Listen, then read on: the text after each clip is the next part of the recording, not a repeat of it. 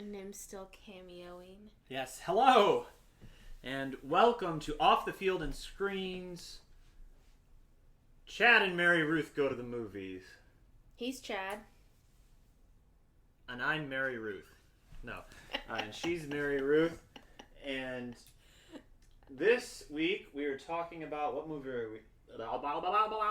What movie are we talking about? Ah! My eyes!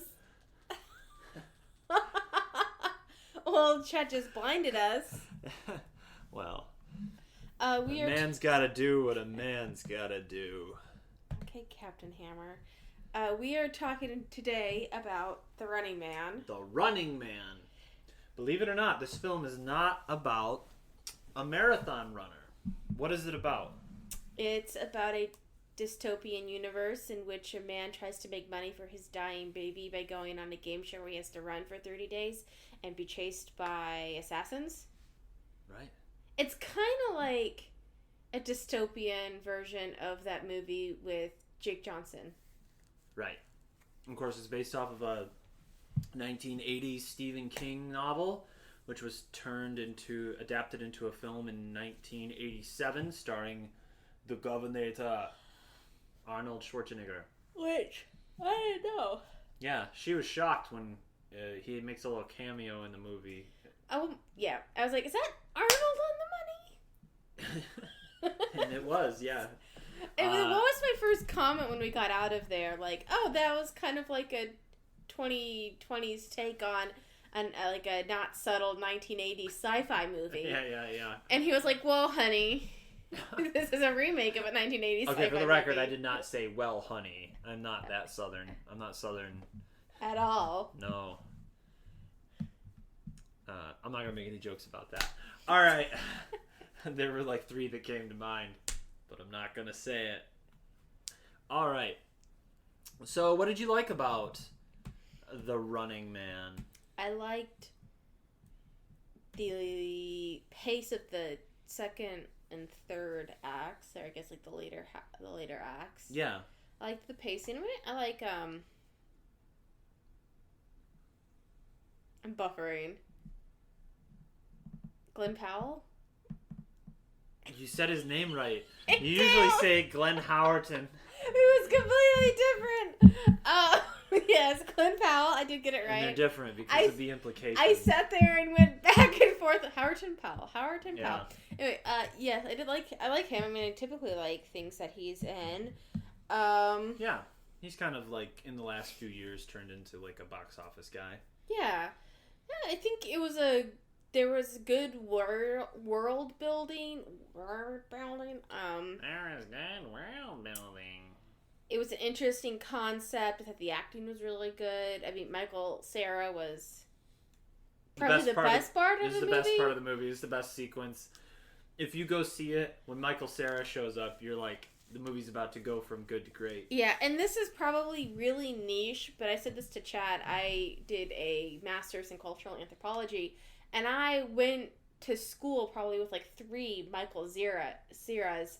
That character. I mean, it's very niche, but I have to get the zines line or whatnot. Yes. I was like, I swear I've heard that said, like, with all seriousness Yeah. in my master's program a few times. Yeah.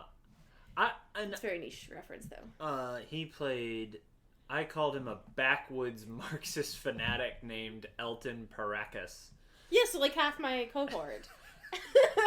Because, like, now we think of, like, people that are, like, oh, we're the socialists, we're the Marxists. We think of very, like, academic people. But it was very 80s and 70s in the sense that it was felt like this... very, like, these people, like... Very independent. Yeah, very, like, out in the woods, like, borderline anarchy. And there's a line where he's like, I hope they do. I hope they show up. I was like, good God, please calm down. Yeah. I think, yes, I agree with you that the beginning of the movie was very, like, so-so. And I think it was, like, because there was, like, a style to it, like, the dialogue had a very specific thing that it was trying to do, and it felt at the beginning very awkward. And then once we were into the world, there were less lines like that, and it just felt more natural. I would be curious to go back and watch it again to see, did my ear just attune to like the cringy dialogue, or did it kind of smooth itself out as it went on? Because it was, for an audience, it's like, all right, it's time to jump into the deep end of this 80s arcade game dystopia, and there's not really a nuanced setup to the plot. We're just gonna jump in, and you're just gonna like enjoy it. I wonder too, like, to me, that first scene when it opens and it's a very dramatic line, and he's staring out of a window at a grungy like factory line. Yeah. And then and he's saying this line with super intensity, and I was like, so either this is bad dialogue or this is purposeful, as almost kind of like a parody of 80s intense movie, sci-fi movie dialogue. I don't think so, because the rest of the movie doesn't really. I guess some of the movie kind of has like maybe a bit of like a tongue-in-cheek thing, like the Michael Cera character. But if that was something they were trying to do at the beginning, they dropped it. There's certainly parody to it. Yeah. But at the beginning, it didn't feel like parody. It felt like an after-school TV special type dialogue. Well, to me, like, it felt like someone trying to make fun of like those types of 80s dialogue and types of 80s monologue. Like, I mean, to me, like, it felt like someone watched Terminator and was like, let me like make a parody of that almost. But if it didn't carry through, so maybe they were just trying to do that dialogue and it didn't hit. Yeah. Eventually, the kind of like jilted, like angry, the system lines started to be funny. Like, I think I'm sort of leaning towards it. Just the writing got better as it went on. Okay, so that's why I was like, this has to be a parody, because he was like, why are you upset about, the nuclear the radiation exposure, because you still had a kid, and later, like, it was a little more crude than that, wasn't it? Like, the implication, like, a bunch of men were exposed to radiation. Yeah, they were like, your balls still work. Yeah, and you're like, your balls still work. Like, why are you upset? I'm like, this has to be, like, parody, right? Why are you upset? Your balls work, don't they? Well, maybe that's why his daughter was so sick. His genetic material was irrevocably damaged. What did I just try to say? Sometimes it was like, my daughter. The baby's like, and coughing, and they're like, she's dying. I do think, in something like this, I think could very quickly be like an atrocious, even as a parody. Yeah. But I think because Edgar Wright, who has a history of doing parody films, I love Edgar. and also very eclectic. Like Shaun of the Dead, like a parody that he did. And then I think this one kind of, for me, lives somewhere between because it doesn't quite land comedically like Scott Pilgrim. Yes. And it doesn't quite reach the dramatic heights of Last Night in Soho. It's somewhere between. It's somewhere between those two things, and it has a lot of the highlights though of like the entertainment, the little bit of something to think about. Oh, hear me out. In a triangle of Scott Pilgrim, Shaun of the Dead, Last Night in Soho, this kind of lands in between it with like kind of like the fun action sequences of Shaun of the Dead. Like all of it's like the greatest hits of Edgar Wright. Yeah, the saturation. The color. I always think with him, Soho. I think of color. Yeah, with Last Night in Soho is like super colored, like super saturated. That's what I think about. And then it kind of has like the comedy of Scott Pilgrim, like kind of like Well, in the action, kind of like fun action sequences that Edgar Wright has sometimes in his films, and like kind of the cool shots, like Last Night in Soho when they change who's in the dance. Like Yes. that type of stuff I think is pretty cool. Anytime that pops up, like that How It's Made pops up on my Instagram feed, I have to sit and watch it. It's good. Yeah, I said the combination of color, comedy, and choreography, that's what makes a good Edgar Wright film. And this had a little bit of everything. Yeah. And then the next thing I'd want to talk about is I think that social critiques, like making fun of like capitalism, or in this sense, what this was a fascistic oligarchy that's kind of like a futuristic dystopia version of that, in kind of a la like I'm trying to think of like it's like, well, it's more Orwell though. Yeah. In terms of, because Orwell, and this is the most misunderstood author, getting kind of academic here, it's like the most misunderstood author, is he was not for communism, but he was not pro-capitalism. Yes. He was but he identified the problems with alternative solutions to capitalism in 1984. This, because that's kind of, it has a lot of those themes in it, like the technology can hear you, they're controlling everything, the kind of the dystopian, because what it is that's what they had in that movie was a fascistic oligarchy. They controlled everything. They had all the levers of power. They controlled the economy. They controlled the who has, the who has not, and like everything. It was kind of a huge, and this film was a critique of that. Similarly, in terms of the dangers of the marriage between big business and big government, because if they do ever coalesce into that unholy union, I almost cursed. I will say we would be totally screwed, like the movie shows, because there's literally at that point, it's like literally nothing we could do. You hungry? I think so, yeah. Did you hear that? So, and the point of that is, I think it works with like the action-y and the parody. Parody is such an effective social critique tool, because it works. It's like we're hanging out, you're being amused, versus something like another Stephen King adaptation. The Long Walk feels like going to a sermon, and they're just telling you all the bad things, and you're like, oh my gosh, can you please hurry up? And they're like, are you going to convert to our cause? And you're like, I'm going to go now. So I think that in terms of that, it has literally the same plot. It's a contest for survival. It's in a dystopian future. But I think that this is a more effective social critique, because it's not just grinding and teeth gnashing and monologues of theory. It really is like absurdity and pointing out the ridiculousness. That sounds like a Harry Potter curse. It is. Ridiculous. Is it?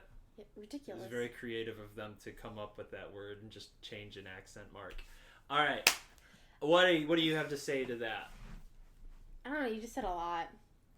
I think I monologued for a while. Yeah. I mean, I can understand your point that The Long Walk felt a little more preachery. I, as recorded on this podcast, liked The Long Walk, and I liked it more than this. Oof. Yeah, that's but not probably... because in its comparison of, like, I get what you're saying about, like, the bad guy, and this felt a lot more fleshed out, wasn't quite just as, like, faceless in one note. There are other reasons why I liked The Long Walk, so I will give you more. I will give you that. And I think also, too, kind of playing off what you're saying, it in some way, like, played on kind of, like, these 80s and 70s stuff about, like, authoritarian governments. Yeah. And the fear of, like, the economy and the government combining, but also added in a, like, kind of like I was saying about the Hunger Games, kind of like adding in like a tinge of like our obsession as a culture with watching people fall apart on reality TV. Yeah. or even like I thought it was like social media, like Yeah. people like we got obsessed with Karen videos for a long Yeah. time and watching people like crash out in Karen Yeah. videos. Well, it's I think the phrase that I thought like encapsulated, and I think this is why it's a better film and a better social critique, is because it has a very specific thing that it's saying. It's not saying the general misery of authority. This film shows, and I think it happens. It's happening now with social media and reality TV, the monetization of misery. Yeah, like capitalism found a way. Yeah, and they're like, stop filming me. Like, we found a way as a society to monetize people's misery for our enjoyment. And it's a little... As someone who just binged 3 seasons of The Secret Lives of Mormon Wives, I am sad to say that yes. Yeah, it's the monetization of people's misery. Oh, not just misery, like messiness. Like, my life is not messy, which I'm very thankful for. But sometimes you need a little drama in your life, and that's why I watch reality TV. Yeah. I don't watch it often. And this takes it to, like, the absurdity Listeners. of, like watching people get killed for your amusement. Yes.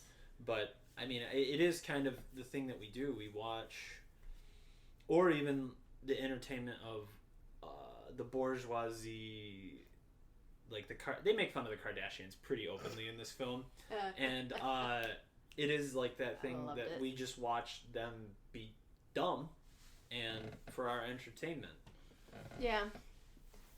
And kind of like, I think in this sense too, there was like the poor people could watch these game shows and dream about moving up the social hierarchy, but also watch like the Americanos and dream about like, oh, what could I be if I was rich? Which I also kind of feel like reality TV of watching these rich people is probably a little bit of escapism as well. Like the daily grind. Again, very fortunate in our lives, but they're 40-hour work week can be like tough sometimes. Yeah.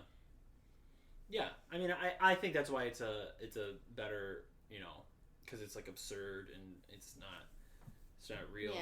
But she's stretching. I think she might start barking here in a second. It's only 3:30. It's not time for that thing yet. All right, I said a bad word. Yeah, but it's getting dark.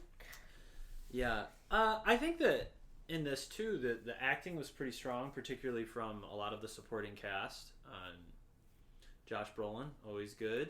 Love him as a villain. I thought too, like love to hate him.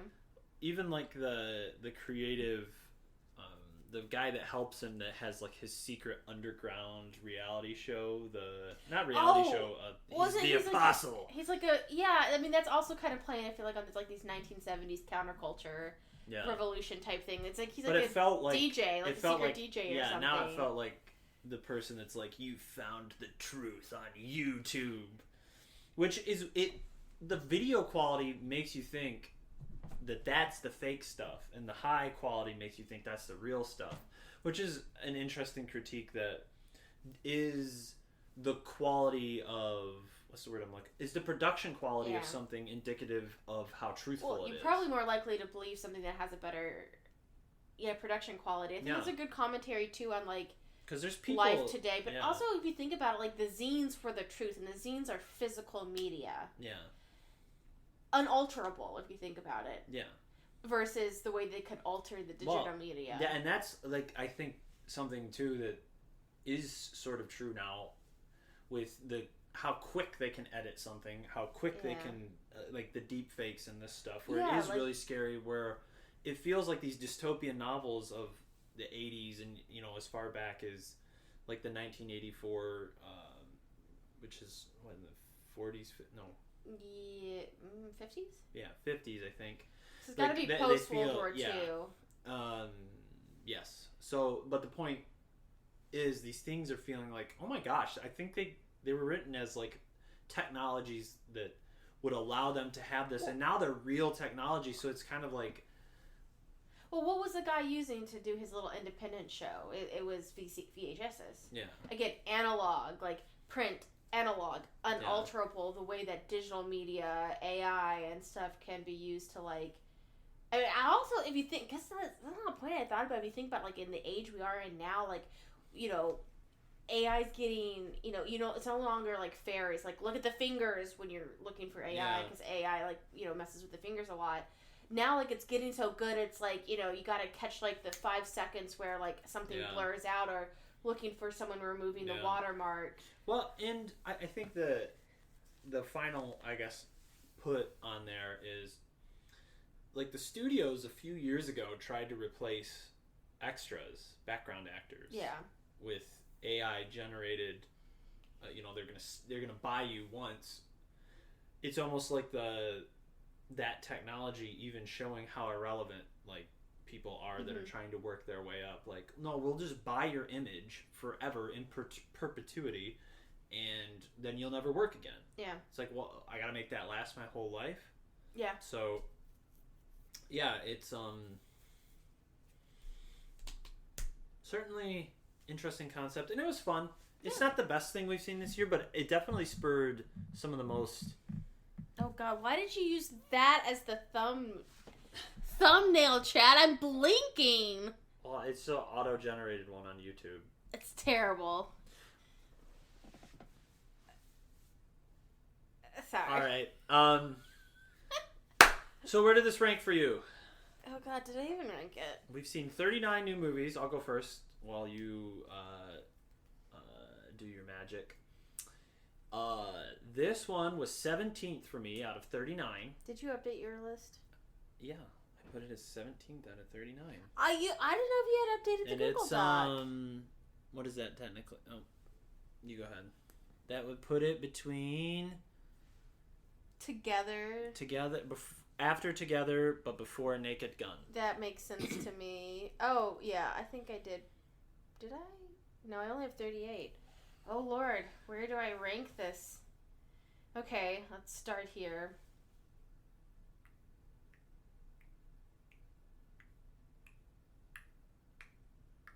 Okay, I'm going to put it after Wolfman and before Toxic Avenger. Toxic Avenger is thematically very similar. Just takes a more absurd. That's 21 for me, so pretty close. Yeah, I think it's definitely so far in the upper half. You said 21? Yeah, it's like put it solidly mid-tier. It's like right in the middle. And I think for me, I think I enjoyed it more than I thought I would, so it kind of bumped it up for me. I went in knowing, like, absolutely nothing. I just knew the concept of... I need to get some food. There. I knew the concept of man goes on show where he's hunted for money. Yeah, that's about all I knew, too. Yeah. And I enjoyed it more than I thought I would. And especially with how rough the start was, the finish, I was like, oh, this is pretty good. So that's all we have for you this week. This will be coming out, I think, the day before Thanksgiving. So happy Thanksgiving to our listener. We hope you have... Hi, Mom. I hope you have a wonderful holiday. If you liked this, please listen, subscribe, follow. Check out offthefieldonscreen.com for more movie reviews, and follow the YouTube page for all of our review content in this format. And our terrible thumbnails. I need to, like, start remembering when we're doing this so my hair's not wet. Okay. We're trying to finish instead of continuing commentary. Thank you so much for listening. All right. Your turn to... Toodaloo.